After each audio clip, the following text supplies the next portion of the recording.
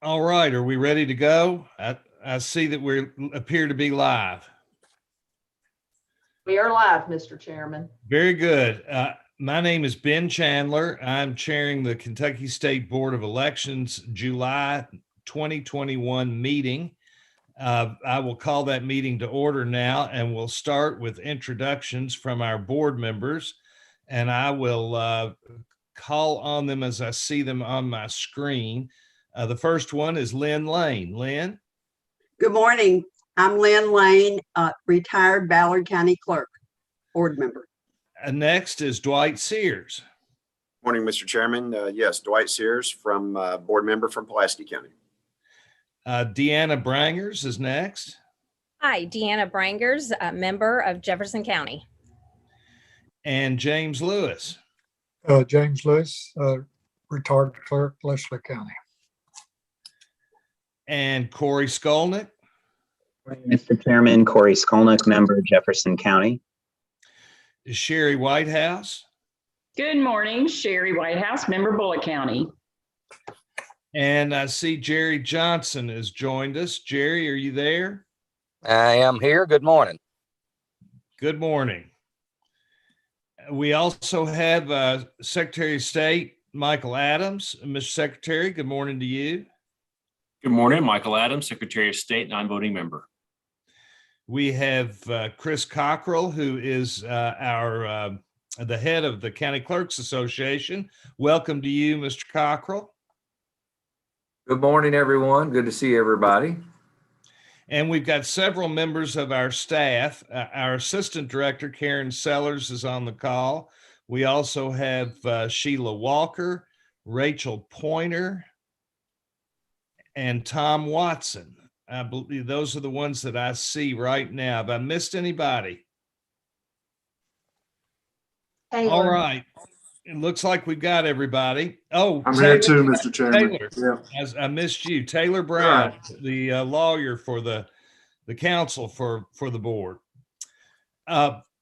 We will start by approving the minutes, and I will not undertake to read them if somebody will give me a motion to approve them. So moved. Motion by member Lewis, a second by member Lane. All in favor, please say aye. Aye. Aye. Very good. Minutes are approved. Next we have approval of some appointments to county boards of elections, replacements from different counties. We have Hopkins County and Powell County, which look to be ratifications. So I guess we'll take those two. Karen, is there anything we need to know about those two counties? No, with the exception that they were, the three Republican counties were, sent from the Republican State Central Committee, and the Democratic Party did provide us with the names for Powell County. And as historical reference, the top name on the list has been ratified, approved in the past. All right. So we've got ratification for Hopkins and Powell. Do I have a motion to ratify those two? So moved. Motion Second. from member Lewis and a second from member Johnson. All in favor, please say aye. Aye. Aye. Very good. Those are approved. Now, apparently, we need to approve the appointment of the Gallatin County, the Republican Gallatin County replacement, and the McCreary County replacement. And Karen, as I understand it, you say that the Republican Party has submitted those names, and we would choose the top one. If that's all right with everybody, I will accept a motion to do that as well. Motion to approve. Motion by member Sears. Do we have a second? Was that member Brangers? Yes, thank you. All in favor, please say aye. Aye. Very good. Those are approved also. And now we will move to Breathitt County, the next item on our agenda. And we had a little bit of a different situation in Breathitt County. And Karen, I'll call on you to to explain that to us, if you would. So in Breathitt County, the County Democratic Party voted 2/3 vote to remove their Democratic member from the County Board of Elections there in Breathitt County, which can be done by statute. The county board submitted all the appropriate paperwork to the Kentucky Democratic Party, which was reviewed by them as well as it's been reviewed by us. And we are now submitting it to the State Board of Elections for final approval. But we do believe that all the paperwork is in order. And we bring it up because it was a little different situation than is typically done in the past. All right, very good. Does everybody understand this, and does anybody want to ask any questions about it? I move approval. We have a motion to approve by Member Johnson. Do we have a second? Second. Second by Member Brangers. All in favor, please say aye. Aye. Aye. Aye. Aye. Very good. Moving on, we have a request to allow Assistant Director Karen Sellers to approve several things while the director is out of the state. And by the way, I haven't mentioned this yet in this meeting, but Director Deering is not with us on this call. He is out of state in Massachusetts at the moment, and he's at this meeting being ably represented by Karen Sellers. And there are several items that we need to give her approval to do, and they are listed in your board book. They're item 5 on the agenda, and I can go ahead and read them. The first is the appointment of temporary and permanent County Board of Election members, and that's pursuant to KRS 117.035. The second is the appointment of emergency precinct election officers, and that's pursuant to 117.045. We've got the ability to appoint additional precinct election officers, also pursuant to KRS 117.045. We've got request for precinct election officers of larger precincts to serve as officers of smaller precincts. We've done that on a number of different occasions. That's pursuant to 117.066.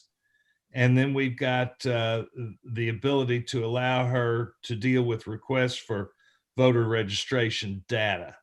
So do we have any discussion on these items? It's just simply giving her the authority that the director already has. Motion to approve, Karen. Second the motion. We've got a motion from Member Sears. We've got a second from Member Lane. If there's no discussion, all in favor, please say aye. Aye. Aye. Aye.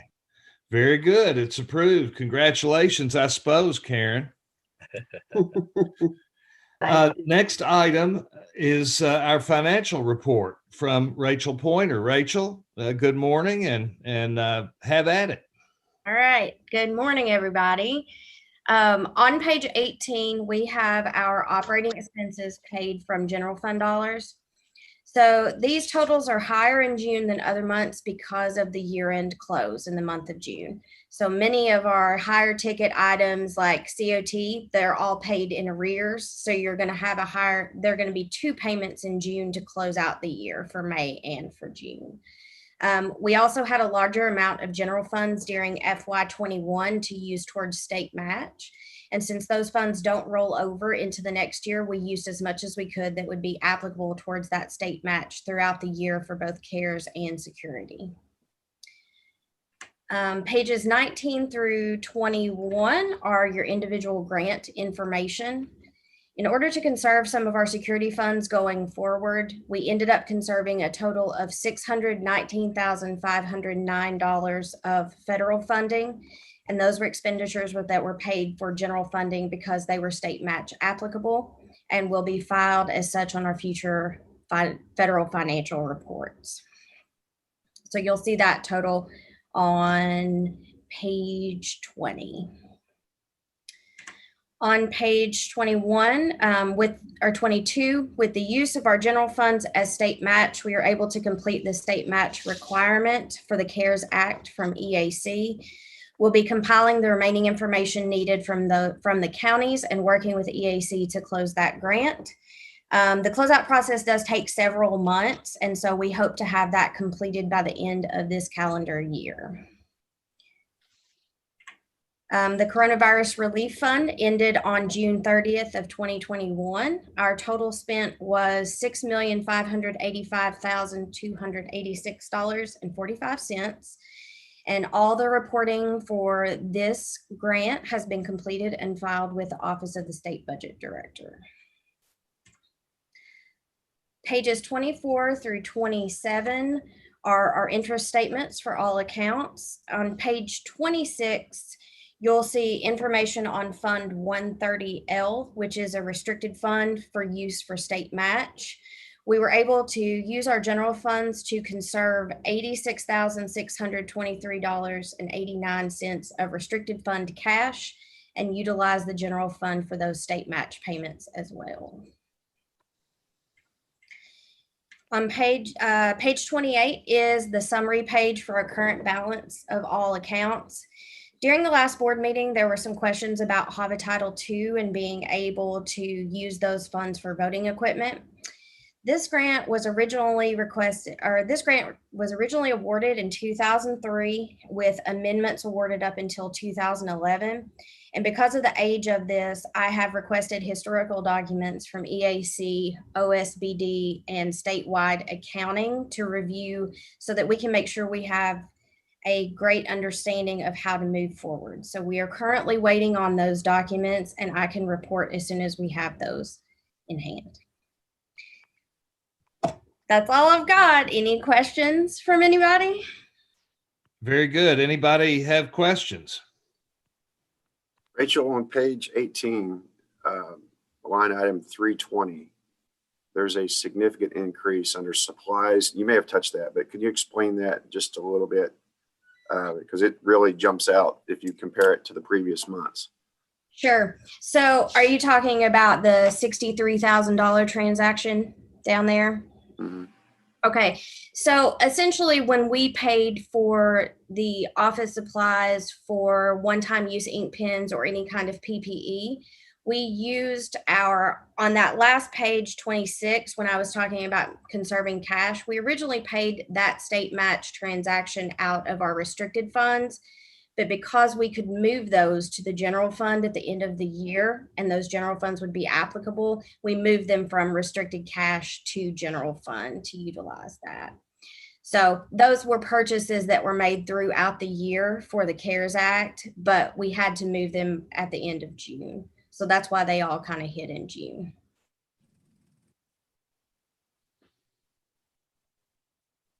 Thank you. Sure. Any other questions?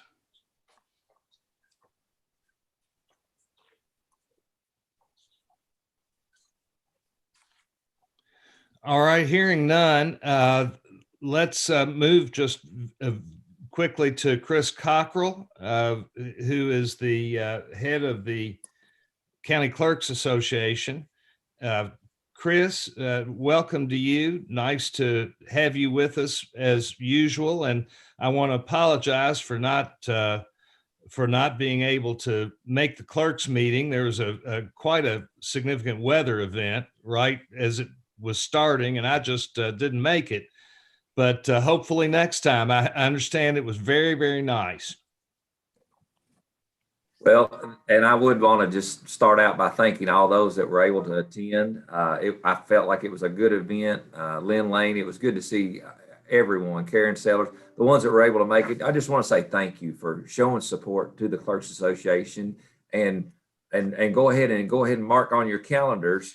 On November 7th through 10th, we'll have our fall conference, and the invitation is still extended to the State Board of Election. We appreciate all that you all do for us and the cooperation and the partnership we have with you all. And we want to be able to network and also enjoy a little free time with you all. So please come. I want to extend that invitation and just remind everyone to mark that down.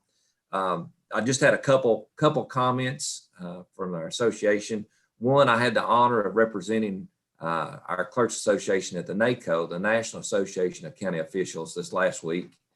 And I want to specifically relay that we had a forum, the 2020 election review. And in that forum, Kentucky, and specifically Secretary of State Michael Adams, was mentioned on the quality of the election that we held here in the state. And I think that needed to be relayed to you all, that it was a national convention, and we were seen on the national stage as doing it right. So kudos to all those involved in that.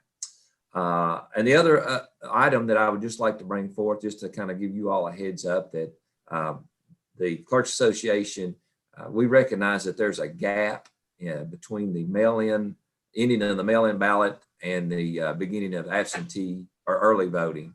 And we want to proceed with starting to talk to some of our legislators about getting some cleanup language put in that bill. And I don't know exactly how you all want to proceed on your end, as far as if you want to partner with us on that, or if we will take point and you all just show support. Just kind of want to bring that to your attention and let you know that's our goal and our plan at this moment. Wonderful. Well, thank you very much. And of course, want to second the congratulations to you and the secretary for all of your work, your hard work, and the clerks generally in the last election. It's one, hopefully we'll never have to have one quite like it, but it was one for the record books, and we came through with flying colors.